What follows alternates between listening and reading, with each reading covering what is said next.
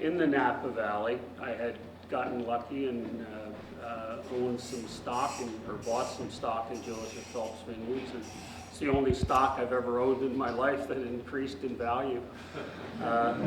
In any event, we used that to buy some land in the Napa Valley, and we planted it and eventually remodeled the house and had the children that we raised there. And in 1991, I left my position at Joseph Phelps Vineyards, and we began to make wine. About that same time, Barbara was working at Chez Panisse, and she mentioned to Alice what was going on in our lives. Alice, ironically, was having dinner with Kermit that night in San Francisco, and she mentioned to Kermit that I was leaving Joseph Phelps Vineyards to start my own winery. And Kermit got up from the dinner table, Alice later told me, and went to a payphone and called me. Barbara and I were home, and I got his phone call, and he said, "I hear you're leaving Phelps. Is that true?" And I said, "Yes, it certainly is.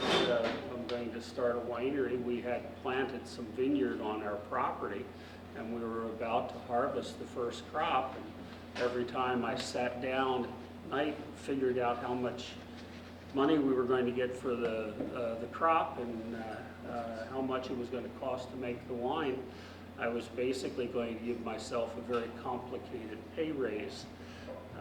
The trick, though, was that we had 3 kids in diapers, and Barbara was working full-time at Chez Panisse, so it wasn't a real simple decision, but it was our decision. And Kermit said, "Well, don't do anything. I've got a great idea. We're going to start a national sales company and sell Kermit Lynch wines, you and I together." And I said, "Well, I'm going to be making and selling my own wine." And he said, "Well, that's not French wine, is it?" And I said, "No, it's California wine, of course." And he said, "Well, that's not going to interfere with the French wine business." So that was 25 years ago. And we're still together. We're still having fun. We're still making a little bit of money, enough to pay the rent.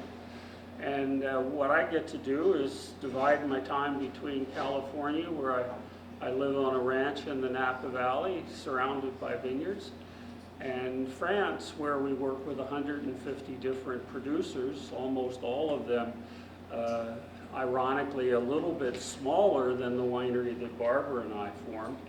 And consequently, we have a really good look at what I think are the 2 most important cultures in the world of fine wine. California, not necessarily the Napa Valley, but California, and France.